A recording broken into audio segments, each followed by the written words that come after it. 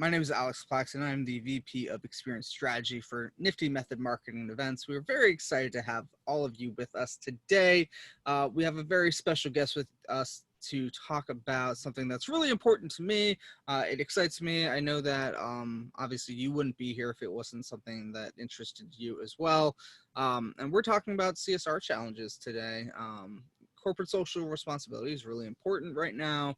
And it's a challenge, and we understand that. So we wanted to bring in an expert who's been doing this for quite a few years to be able to talk to these challenges and kind of share just some best practices and things that he's learned over the years working in this industry.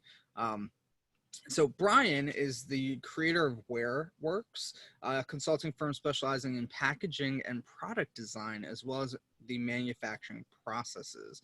After years of helping major companies such as Google, Franzia, Uncle Ben's, Scott's Miracle-Gro streamline their manufacturing and products for ultimate efficiency, Bryan has dedicated himself to combining his manufacturing skills and his love for the arts to help children in need. So Bryan, thank you so much for joining us today. Thanks for having me. So, Bryan, tell everyone a little bit about yourself. Where are you from? Sure, I'm up in the Bay Area, San Francisco Bay Area, a city called Danville, in the East Bay. Awesome. Grew up here and now live here with my kids and wife. Awesome. So, for those of you unaware, about the Crayon Initiative, that is something you're going to learn about today, kind of learn about what they're doing in the CSR space. I'm going to let Bryan get to it. Please use the Q&A functionality in the Zoom webinar. If you have any questions, Leah and I will be monitoring the questions throughout. We may be chiming in and stopping Bryan and asking him some questions along the way. And we'll also have some Q&A at the end. If you have any questions, again, please use the Q&A and feel free to participate in the chat as well. We'll be monitoring that too. So with that, Bryan, let's get started. Excellent. Thanks, Alex. Yeah, feel free to interject and ask questions along the way. It's more of a dialogue than a dictatorship here. And I may miss over stuff, so please feel free to ask questions. So let's start with what is and who is the Crayon Initiative? We collect used and unwanted crayons from all across the country that we bring in, have sorting events, i.e. the CSR situation that we'll talk about, melt down into new crayons, and then we donate them to children's hospitals. So we're in 240 hospitals across all 50 states of the so growing fast. We've been around for about 6 years, and basically every year have exponentially increased our size. So why is CSR important to us? Well, we found very early on that we didn't set out for a CSR situation, though we had contacts in it, but we were asked how companies can help us, and we're like, we don't know. Honestly, that was the answer that we gave. But very quickly, we realized that the amount of crayons and stuff coming in, we needed help. We could not do this ourselves. So we basically started reaching out to some early friends that were in the CSR roles on how we could help. And they started creating partnerships with us to help sort the crayons and engage their own employees. And what was really cool with them is we could go into their location, and their employees didn't need to leave the office to do the sorting events, to create these events and go from there. And we'll talk more about how you guys can get involved, et cetera, as we go through this. But the formal mission of the Crayon Initiative is to bring happiness to children who are dealing with the stress and hospitalization by giving them the power of creative expression. It was important to me to create a program to give back to the arts, and where we're going to figure out how to do that and where to do that. That evolved greatly, to be honest with you, from the beginning. But the mission led us to sick and hospitalized kids, and we found a real need for that. Over the 5 years, 6 years that we've been doing this so far, we've collected over 293,000 pounds of used and unwanted crayons. That equates to over 41 million crayons. And that's just a weight to X number of crayons ratio. I'm guessing it's actually a whole lot more than 41 million. We have produced over 469,000 packs of crayons. And when I say packs, it's an 8-count pack. They're bigger crayons, and there's red, orange, yellow, green, blue, purple, pink, and brown in those packs of crayons. And so we say that one pack equals one child at the hospital. So we've affected 469,000 individual patients so far at the 240 hospitals across the US. We've been asked to replicate this from the very beginning around the world. We just don't have the bandwidth to be able to do that, though it is something that I'd love to eventually get to. So where did the Crayon Initiative begin? Very simple. I was out with my kids and family for my birthday. For my 40th birthday, we won't say how long ago that was, but it was a while ago. And just coloring with crayons on the table. My wife's a school teacher, and she was telling me about how art was cut from the budget here, the school budget here in California. And I thought that was kind of unacceptable because that art was what kept me in school. So we were coloring on the table with the crayons there, and I kind of just asked the waitress, what happens to these crayons? Where do they go? She said, we throw them out. Well, that seems weird. So how do we take those free resources, which is something that in my day job I deal with, is getting supply and demand and resources, et cetera, for businesses. How do we take that and turn it into something good? So those crayons from that dinner are still on my desk as my inspiration of how do we take this and turn it into something good. And so the Crayon Initiative was born from a concept on that day, but actually took about 3 years to actually turn into a true business and the true nonprofit that it is today before we got rolling. Our crayons that you can see in the slide, as I said, they were bigger than normal crayons. They also have a unique shape to it. They're three-sided. The barrel of it is a triangular shape. And how that came about was by working with an occupational therapist, as well as going back in time when we used to have those little rubber triangles that we put on our number 2 pencils. That was what inspired the triangle shape. We wanted to have that dexterity for these little kids, and the occupational therapist helped us create the perfect size. We did 3D modeling of different shape and size crayons that we had these kids hold on to just make sure that we were getting it right. That child interaction with it was very important to me. So I wanted to make sure that we nailed the size before we went into any molding and stuff like that. The side benefit was they don't roll off the hospital tables. If you can see in the picture here on the left side, that girl's name is Lexi, and those tables roll over the beds in the hospital room. And so a lot of these patients will see a child life specialist or a nurse or a doctor, and then they would disappear. The patient is there to stay by themselves until the next set of rounds, unless really an emergency comes up. So if a crayon rolled off that table and onto the floor, they couldn't get it. And so this was a huge side benefit that the hospital was really interested in.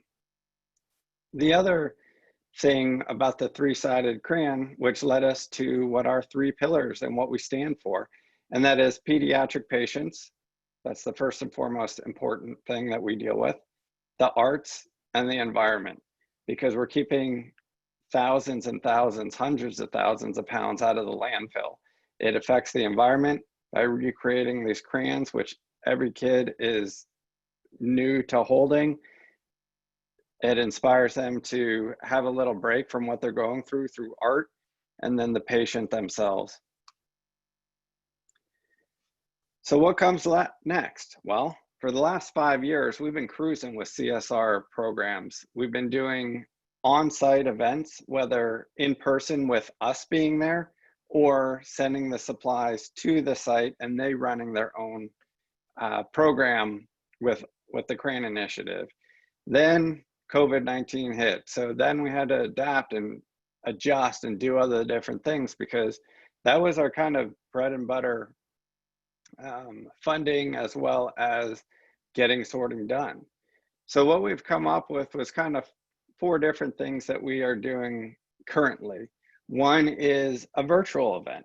So we have made little boxes, instead of shipping in big boxes to a site where we all gathered around a table and sorted crayons, we send individual boxes to people's homes that they can sort there, whether we do that through a virtual event, i.e. a Zoom call like this, where we're all on playing music, doing that type stuff, having conversations as they're sorting, or just on their own time. That was one way that we created a way to keep our company partners involved. The second one are satellite initiatives, and that's more of the one where I said that we sent into the offices. So some offices are still open, running small groups and sorting on their own in their offices. So that could be 10 to 15 people or whatever the office is comfortable with. We don't go out and help with that. The next thing is hospital matchmaking. Most of our funding goes to obviously the manufacturing side and the distribution to the hospitals. We don't charge the hospitals anything for the crayons that we provide them. So getting funding to allow shipments to continue and manufacturing to continue during this time has been very difficult, but we're doing our best to keep making and producing crayons, as well as making shipments. This year we're off by a little bit from the initial goal at the end of last year for this year, but we are still producing, and the hospitals are reaching out to us and saying, we want them as fast as you can make them, because we are having more and more patients, as well as we need to provide these benefits to our pediatric patients during this time of unrest. And then the final piece of that is actual employee donations themselves, which go to the overall operations here.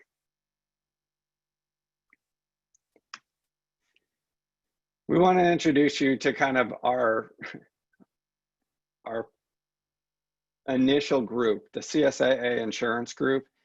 They were the first ones that approached us early on, now about 6 years ago, 2014. We sitting around having a conversation with them and said, how do we get 2,000 employees across 6 locations throughout the US involved with volunteerism and giving back and doing different things?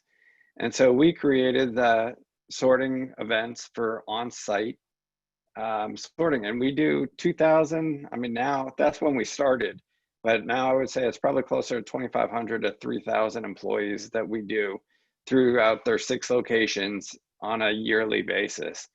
It was interesting. We grew from, different things and different processes, and they allowed us to adapt with them to a very fluid and very efficient process that we have today.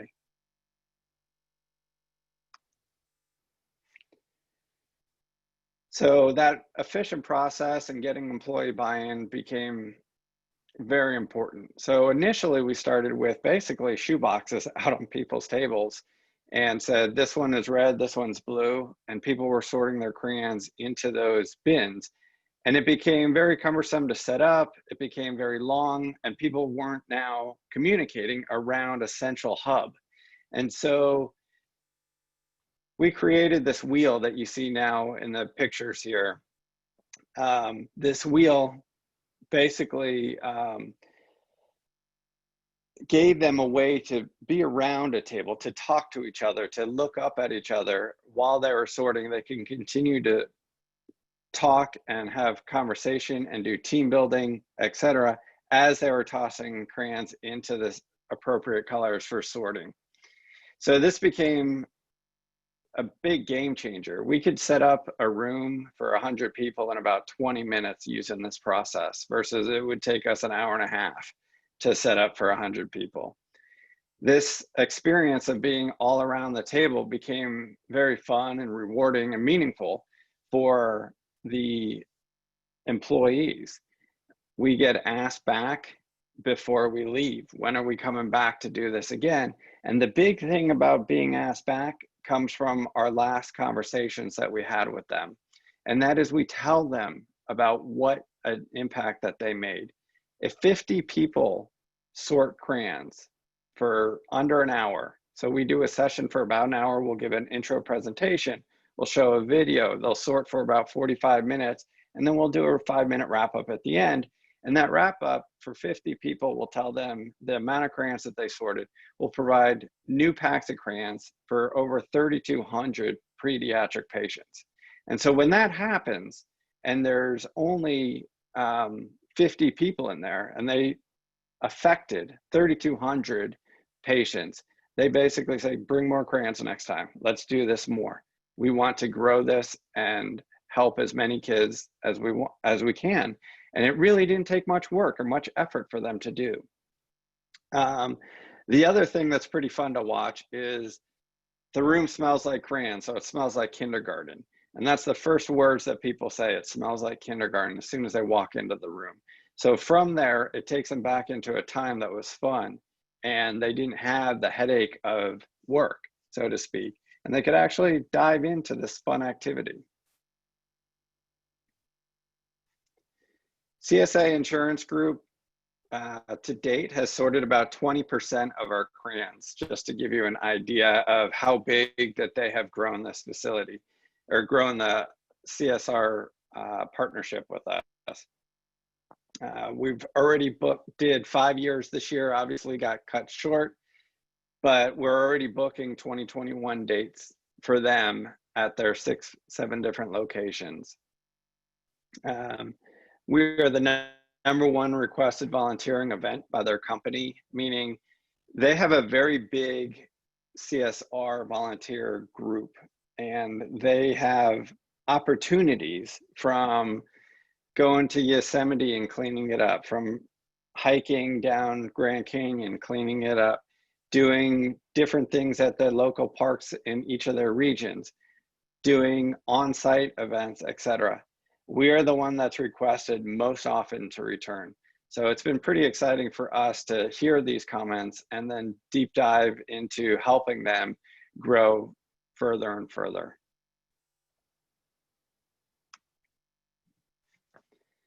So best practices, what did we learn? What have we learned? What can we do differently? For any CSR program, what I've learned over the past 5 years is consistency and adaptability. One of the big things why we've been very successful with our corporate partners is the consistency. We provide them one single point of contact for each project, and that person normally is me for any of the facilities that they do.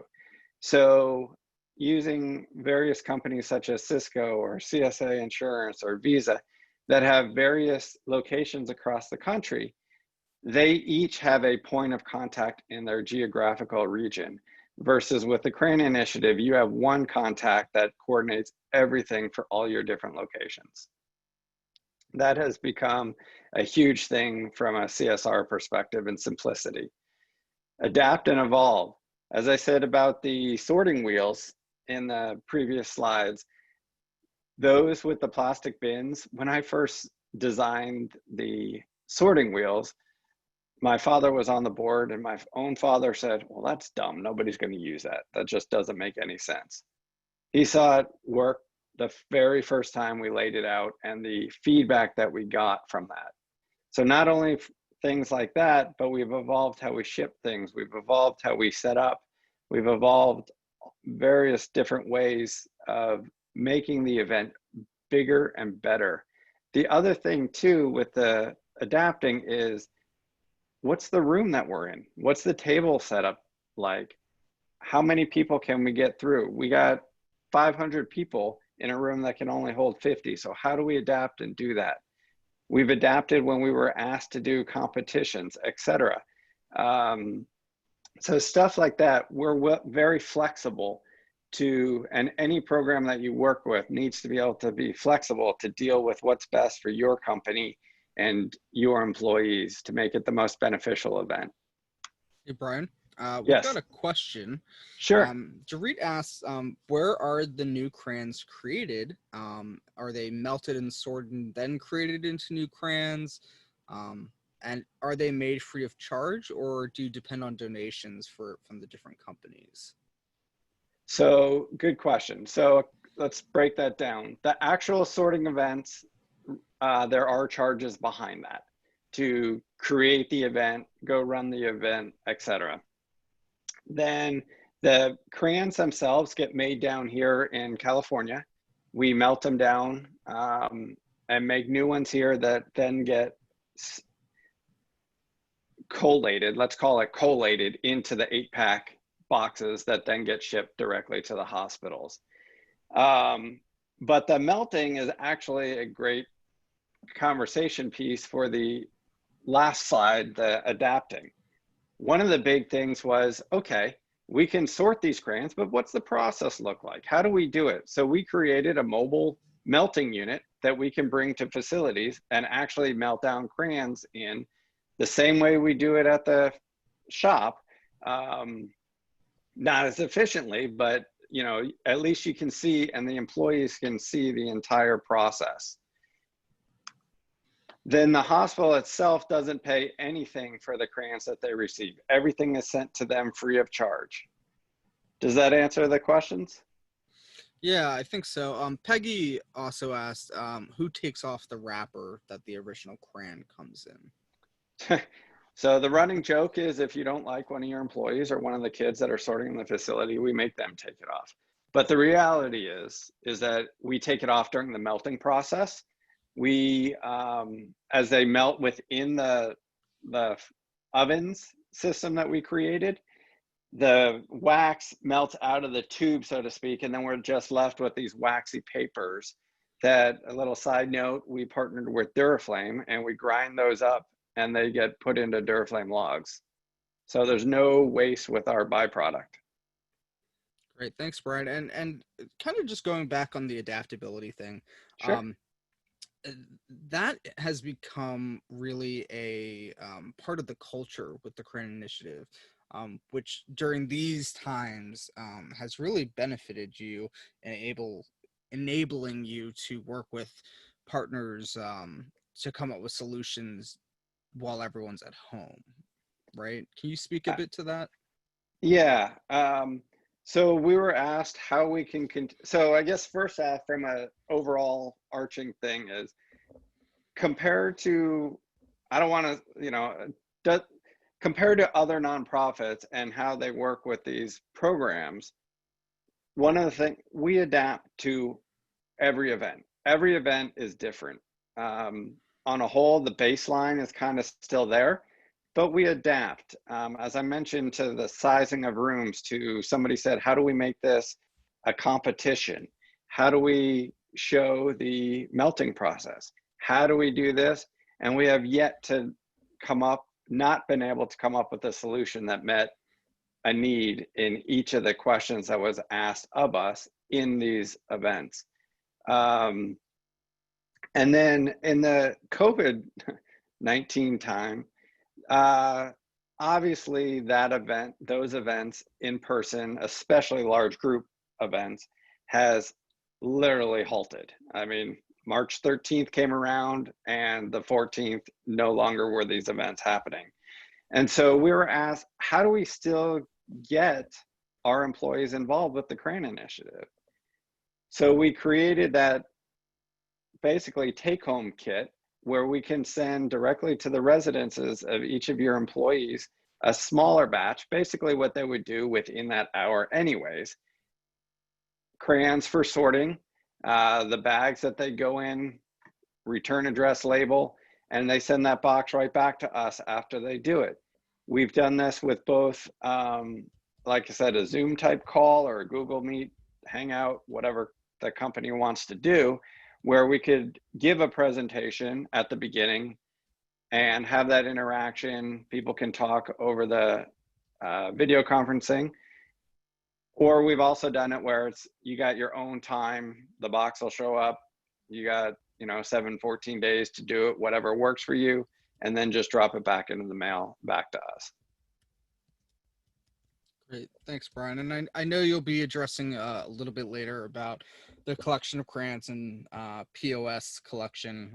So there was a question about that, but I know you'll be addressing that later. Yeah, I'll address that in a few minutes. With the adaptability and the customization, same kind of conversation. And then independence. We wanted to be able to create a system that was easy enough. So Cisco, for instance, is a great example of their corporate is obviously in our backyard in Silicon Valley. So we've done tons of events there. People from all around the world come in to our events in Silicon Valley. They have offices in northern North Carolina that have come to us and said, hey, we've seen it, we want to do it here. What are my options? And so we discuss on how I can come out there and run it. And they're like, we did it, we understand it. Can you just send the stuff? And so we send them ahead of time, basically a checklist of what's coming in so they understand what it's coming in, what it's going to look like when it arrives, how to set up, pictures of how to set up. We send them the PowerPoint presentation and the videos for them to lead their group. And then we also show them videos and pictures on how to pack everything back up so they can execute from start to finish the whole project on their own. And everyone comes back with, that was so easy, no problem, thank you very much. The truck will be waiting for them, the next day after the event to pick up. So from that aspect, we created a system that was simplistic enough that you guys can run it on your own as well. There are costs that go into all of these things. So each of them, I don't want to get into basic costs because each of them has their own costs associated to it, and we work through that with you guys. Oops. So the other CSR pieces that have been pretty cool are the localization and the impactfulness of our project. And it's something that's asked for. So from a localization perspective, people like, and when I say people, I mean the employees, the actual employee volunteers, like the story that we provide them, that their local hospital receives crayons. I can't tell you an event that hasn't had at least one family that received our crayons while their child was in the hospital, or a niece or a nephew or a neighbor that has had experiences within a children's hospital. They're not fun. I mean, they're not great stories, right? So to touch something that their child or their neighbor's child is going to receive something from the project that they're working on right then and there becomes very real to them. So that's kind of the localization side, but that is also the impactful side of it. And the other half of the impactful side is how big of a difference they can make in such a small amount of time. It's very clear to them when we tell them, hey, we brought in X number of pounds, this is going to equate to this number of packs, and how many kids they're going to help just from that hour worth of work. It's looked upon really well.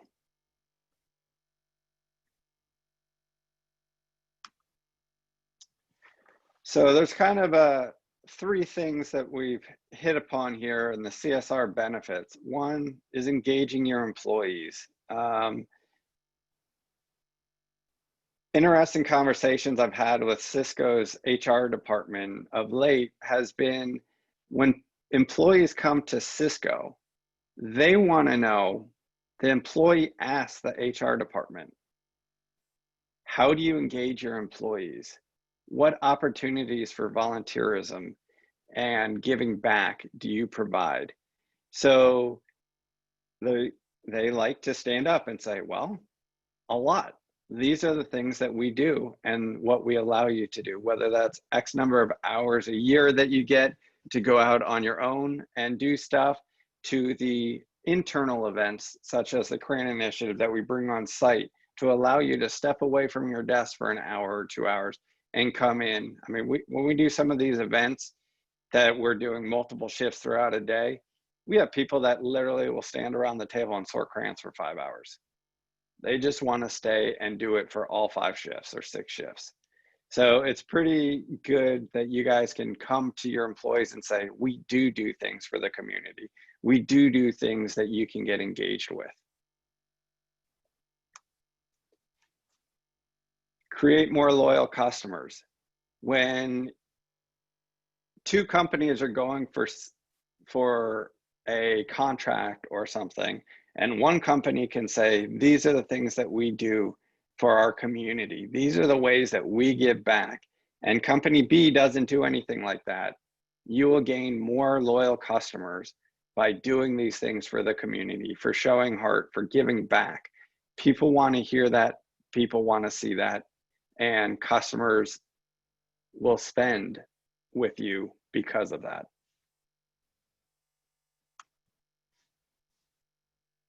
The third thing is you can garner positive public attention.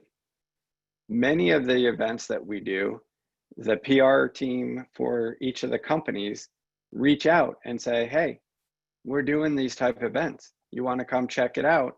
And we have news reporters coming to the events that we do all the time because the public likes it. The public likes seeing that a local but big company is doing good for the community. I hate using CSA over and over again, but their event in Arizona that we do, the same reporters have come the last 3 to 4 years. They give us business cards, give me business cards and say, you call me when you're coming back, we'll do another story about it. Because what you are doing and what the company is doing with you is so huge for this community. We want to give that positive attention in the media. Everything is always negative in the media. So this gives that new light, that new colorful, story that they can share.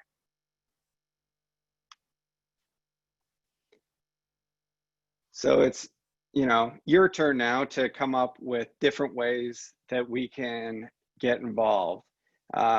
We've done, like I said, hundreds and hundreds of in-person sorting events. The system we set up can be done with you on site, or you can run it on your own. Many of them do it on their own with the playbooks that we send them. And then we've adapted so your employees can get engaged from home and doing different things at home with us. There's the hospital matching. So this is a sponsorship program to help us support the 240 hospitals. We want to increase our volume, and to do that, so we can supply to these hospitals on a more regular basis. Right now it's on about every 6 weeks they get a shipment, but we can increase that to a 3 to 4 week shipment. And on a yearly basis, it costs us about $10,000 per hospital from the time the crayon comes in to the time it arrives at the hospital. That includes sorting, melting, shipments, etc., packaging, anything that you can name. That $10,000 per hospital. So you can sponsor. If you get with us and say, hey, we want to sponsor a hospital, we'll match you up with a hospital that needs this, that's not been supported yet, and we can raise funds that way. Let's see. The environmental impact and how you guys can create a loyalty or donation program at POS. So this came up as one of the questions that Alex was mentioning. If you're kind of like a retail location, we had a very good partnership back east that had 180 retail locations up and down the Eastern Seaboard. Unfortunately, they did not survive the current situation, but they collected crayons for 6 weeks at a time and consolidated them all. So we could then say to our followers, hey, you looking for a place to donate crayons? Go into XYZ retail location, drop off your crayons. They will take care of the shipment for you, and they will get it back to us to turn into new crayons. So by having these point of sale retail / locations across the US, we can drive consumers to you. I can tell you from experience, consumers don't just come in to drop off crayons. They will come in and buy a hamburger. They will come in and buy art supplies. They will come in and buy a cell phone. They will come in and buy whatever you guys are selling. So we can drive revenue for you by participating with us and partnering with us as a place to drop off. We advertise that for you. What I will say about that, though, is to do the advertising correctly, it doesn't work well. So a good case in point is like California Pizza Kitchen. We are not with them nationally, but we are in hundreds of their locations. So it's very difficult for us to say, go into your local California Pizza Kitchen to drop off crayons, because they will go one place. You know, a local person, say in San Francisco, would go to one in San Francisco, and they know what we're talking about. If you go to one in New York, they might not do the collection, and they might not be able to understand what the customer is asking of them when they come in with used crayons. So it works much better. The one on the Eastern Seaboard, like I said, all 180 locations collected. So we publicize that on social media, email blasts. They publicized it on their website and their social media and said, come to any of our locations and we will collect the crayons for you and to get them back to the Crayon Initiative. So there's different ways to get involved and how you can get involved. And I'd love to chat with each and every one of you on different ways to get involved. So this is the way that you can contact us, through our website as well as through email. At this point in time, if you want to open it up, Alex, to any other questions that have come in, I'd love to answer them. Yeah. Thanks, Bryan. That was excellent. Such great information sharing. And thanks to all of you for participating in the chat and Q&A with some great question asking. We had a couple come through. Peggy wants you to send her some information about doing some sorting at her office. So we'll get you that information, Bryan. So Okay. thank you, Peggy, for that.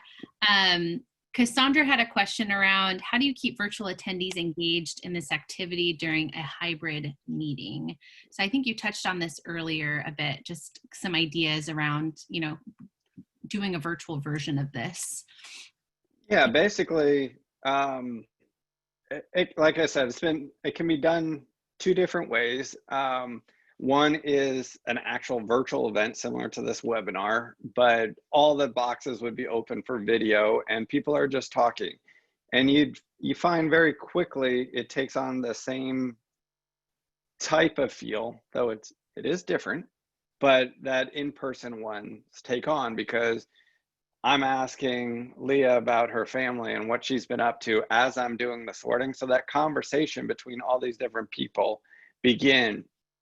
And obviously a Zoom call, so to speak, to 200 people becomes very complex for that back and forth talking, but you do chat rooms and various things like that you can set up, start with the whole presentation, etc., and engage them, show them the video about the Crayon Initiative.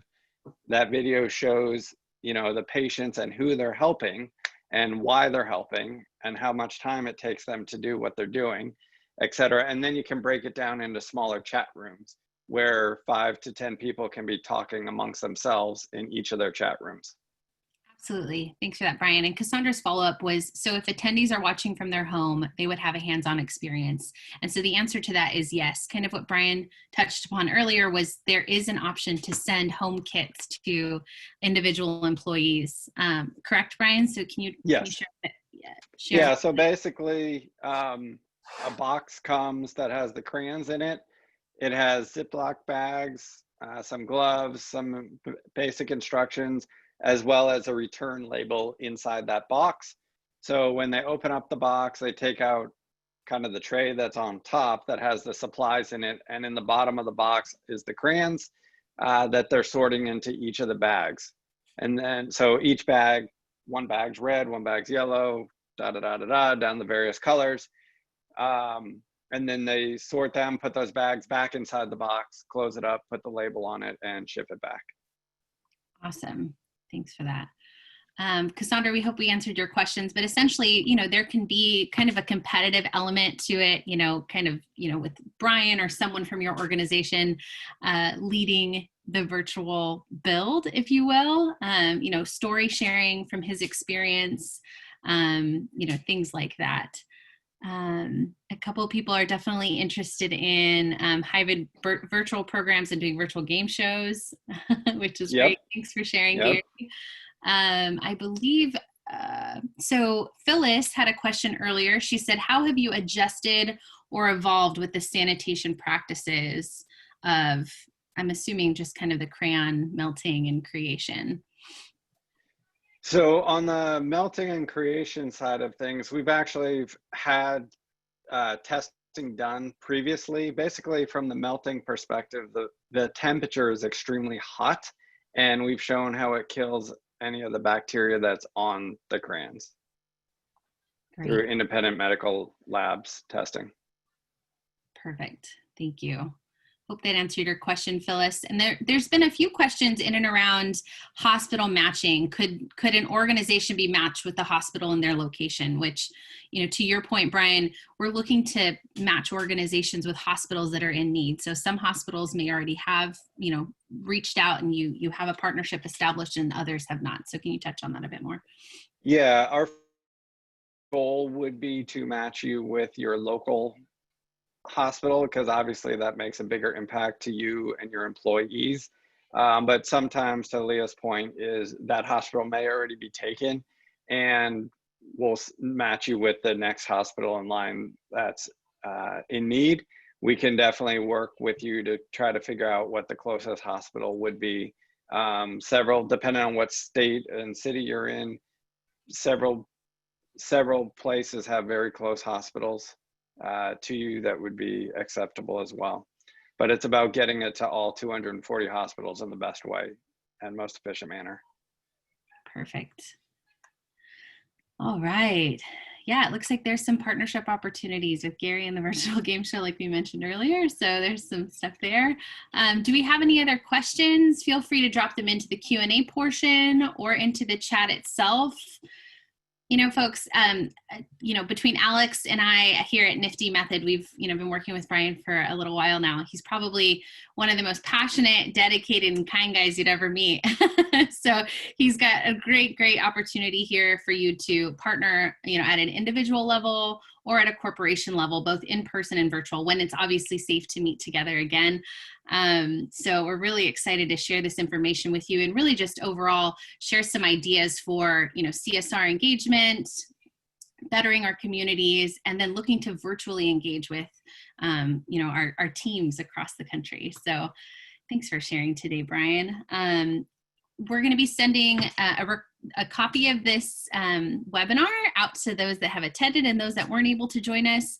So we'll be sharing that within the next 24 hours. So please stay tuned for that, along with further contact information. But in the meantime, please visit thecrayoninitiative.org just to see more testimonials, see some of the publications that they've been featured in, and a bit more about Brian and the organization. Alex, do you have anything else on your end? Yeah, so just keep an eye on your email. Thank you again, Brian, for joining us. We will be sending out this recording And we also have some other webinars coming up in August. The first one is August 11th, and that is actually with me. I will be presenting on crisis communications. So you may have seen one of my presentations before. We're going to be doing an even deeper dive into crisis communications, what that looks like, during COVID and post-COVID. So there's a lot of great, valuable new information there for you as well. So please keep an eye on that and sign up for that as well. And we have other webinars that will be coming out in the future with some really exciting topics that Lee and I are working on as well. Absolutely. And if you all have ideas for webinars, we're always looking for great new voices and content for our webinar series. Great folks like Bryan that we've come across and have partnered with to just really engage our audience. So feel free to shoot an email with topic ideas or general feedback to webinars@niftymethod.com. And we look forward to seeing you all very, very soon. So again, from Bryan at the Crayon Initiative and Alex, Leah, and Nifty Method, we thank you so much for joining us today. Have a great rest of your Wednesday. Bye, everyone. Thank you, everybody.